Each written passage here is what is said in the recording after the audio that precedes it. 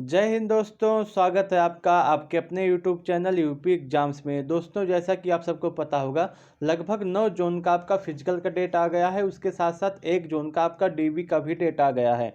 तो इस वीडियो में मैं आपसे बात करूंगा डॉक्यूमेंट वेरिफिकेशन के समय आपके पास कौन कौन से डॉक्यूमेंट होने चाहिए जिसके बिना आपका फाइनल ज्वाइनिंग नहीं हो पाएगा। उसके साथ साथ जैसा कि आप सबको पता होगा कि अभी आपके पास समय है, तो आप डॉक्यूमेंट को बनवा सकते हैं, लेकिन अब फिजिकल के बाद आपको बिल्कुल भी समय नहीं दिया जाएगा, क्योंकि आपका डॉक्यूमेंट वेरिफिकेशन और आपका मेडिकल सेम डे पे होता है।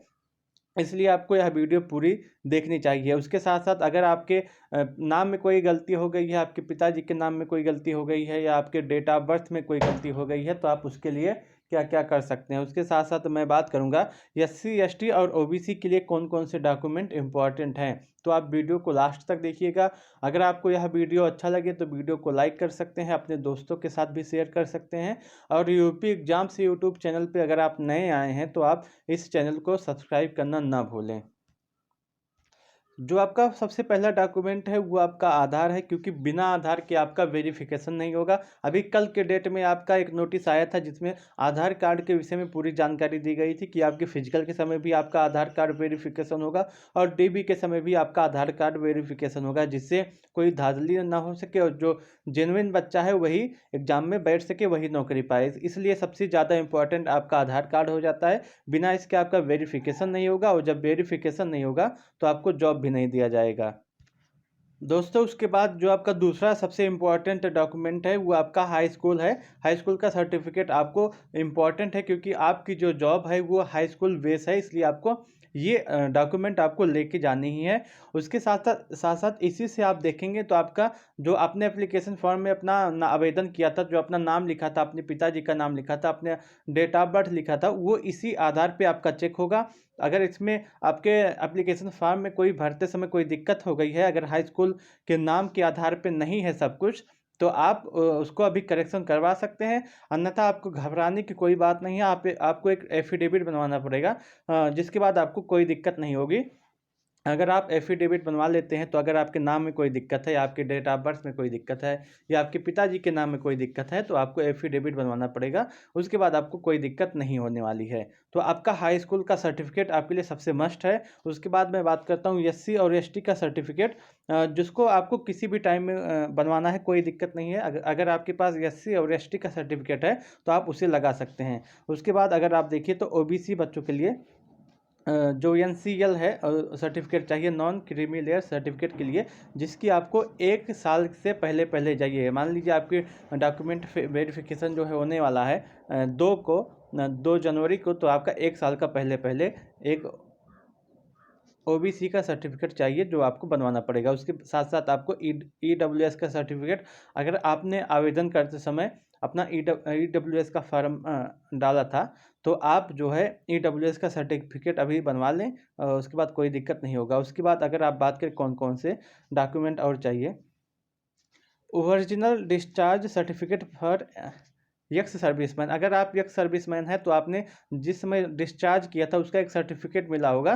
तो आपको वो ले लेना है। उसके बिना आपका जो है नहीं होगा, एक सर्विसमैन नहीं माना जाएगा। उसके साथ साथ अगर आप मेडिकल सर्टिफिकेट, अगर आपने जो है भरा था कि कोई डिसेबिलिटी है आपके पास, तो आपको मेडिकल सर्टिफिकेट चाहिए जिसमें आपका 40% तक आपको डिसेबल होना पड़ेगा।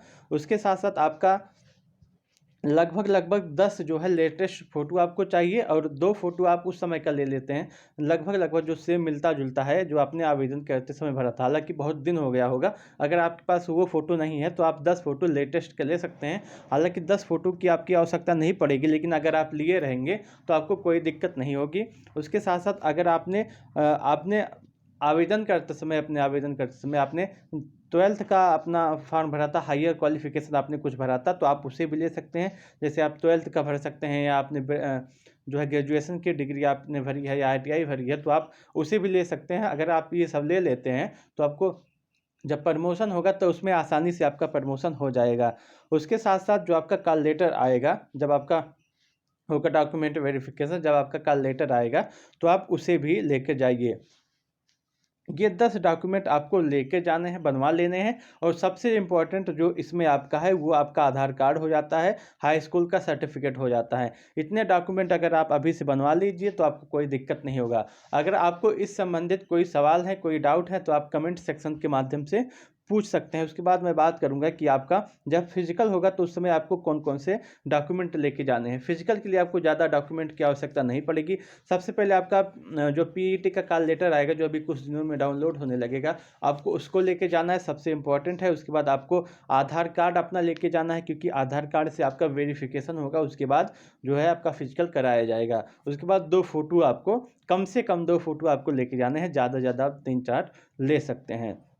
दोस्तों ये आपका फिजिकल के लिए पूरा डॉक्यूमेंट हो गया। और उसके बाद ऊपर जो मैंने बताया था वो आपका डॉक्यूमेंट वेरिफिकेशन के समय का पूरा डॉक्यूमेंट हो गया। उसके साथ साथ जो आप आवेदन करते हैं, जब आपका नोटिफिकेशन आया था उस समय आपका ओबीसी का और एक एससी एसटी का एक और सर्टिफिकेट आया था कि आप उसे बनवा लीजिए, तो आप उसको भी बनवा सकते हैं।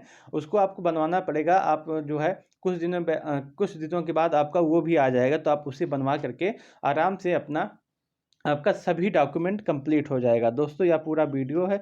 अगर आपको वीडियो अच्छा लगा हो तो वीडियो को लाइक कर सकते हैं। अगर आपके पास कोई डॉक्यूमेंट नहीं है, आप उसको बनवाना चाहते हैं, कैसे बनेगा, कब बनेगा, तो आप कमेंट सेक्शन के माध्यम से पूछ सकते हैं। अगर आपको यह वीडियो अच्छा लगा हो, थोड़ा सा भी इंफॉर्मेटिव लगा हो, अगर आप लगा हो कि इस वीडियो के को देखने के बाद थोड़ी सी जानकारी मिली है, तो आप इस वीडियो को ज़रूर लाइक कीजिएगा। अपने दोस्तों के साथ भी शेयर कर सकते हैं। अगर आप यूपी एग्जाम्स यूट्यूब चैनल पे नए आए हैं तो आप इस चैनल को सब्सक्राइब करना ना भूलें।